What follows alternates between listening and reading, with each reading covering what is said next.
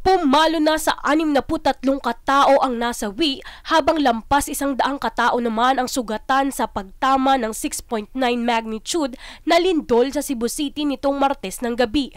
Ayon yan sa National Disaster Risk Reduction Management o NDRRMC. Ayon sa investigasyon, ang sentro ng lindol ay tumama sa Bogo, Cebu City kung saan pinakamalakas ang tama nito. Samantala naramdaman ng lindol sa mga sumusunod na intensidad sa mga naturang lugar. Ang kasalukuyang bilang ng mga nasawi sa lindol ay kinumpirma rin ni Department of Health Secretary Dr. Teodoro Herbosa, kabilang ang pinsala na natamo ng lugar at ang aksyon ng ahensya para rito. Epicenter was at Bogo City.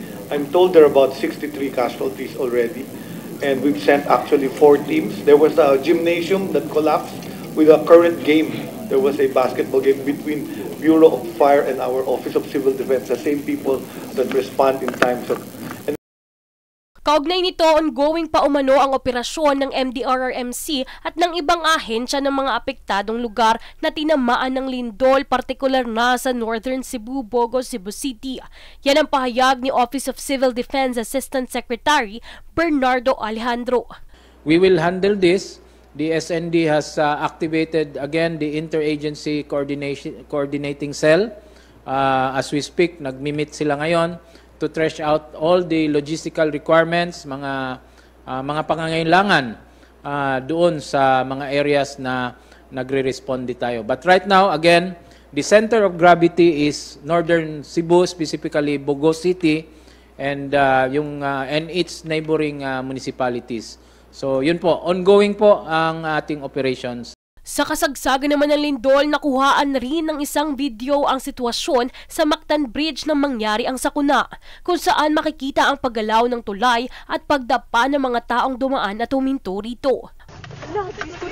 Jesus! Jesus! No, oh my God, Lord! Jesus! Lang, naglinog lang! Lord! Jesus Christ!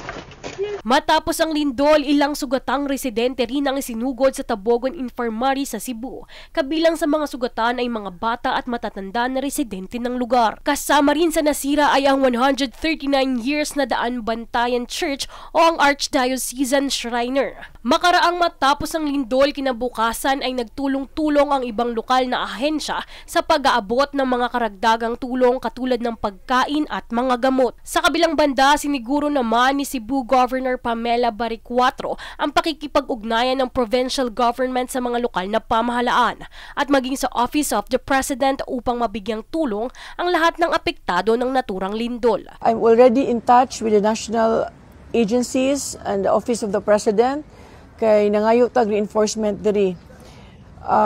The damage, patay total assessment karon, but it could be worse than we think. Samantala, bunsod ng nangyaring lindol, ipinag-utos ng Office of Civil Defense 6 ang agarang pag-inspeksyon sa lahat ng gusali at infrastruktura sa Western Visayas upang protektahan ang mga komunidad sa rehiyon sa posibleng banta na dala ng maghinang mga infrastruktura. Sa kasalukuyan, nasa ilalim na ng state of calamity ang buong probinsya ng Cebu at patuloy na nakaantabay ang iba't ibang ahensya ng pamahalaan sa pag-aksyon sa nangyaring kalamidad.